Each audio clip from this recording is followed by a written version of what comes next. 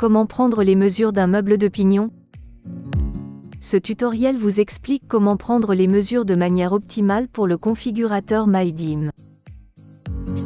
Pour une prise de mesure parfaite, nous recommandons d'utiliser un mètre laser.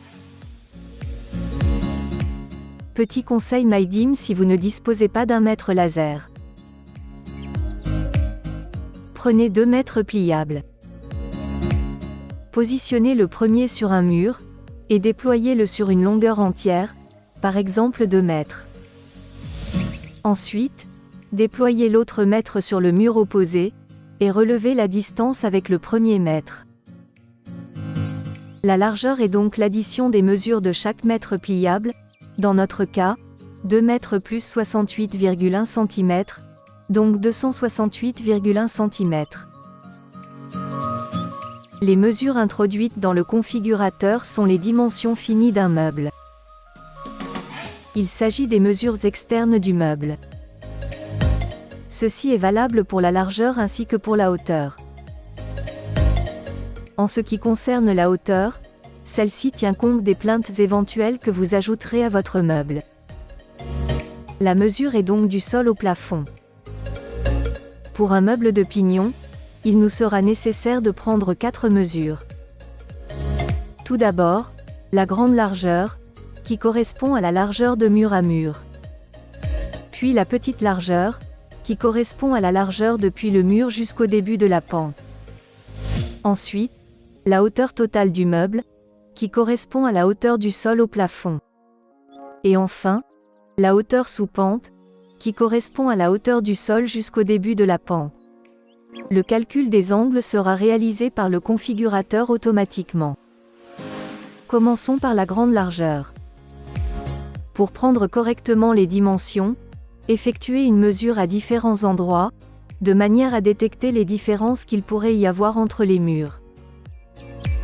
La mesure à prendre en compte pour la largeur sera la plus petite. Attention, il est nécessaire de prévoir un espace d'environ 5 cm, nécessaire pour le montage des minifixes de chaque côté du meuble. Dans notre cas, nous déduisons 2 fois 5 cm de la largeur mesurée, soit 268-10 cm, et introduisons cette valeur de 258 cm comme largeur de meuble dans le configurateur. De même pour la hauteur, effectuez une mesure à différents endroits de manière à détecter les éventuelles différences entre sol et plafond. La mesure à prendre en compte pour la hauteur sera également la plus petite. Ici aussi, nous préconisons de déduire 3 cm de cette hauteur pour le montage. C'est cette hauteur de 193 cm moins 3 cm soit 190 cm qui sera introduite comme hauteur de meuble dans le configurateur.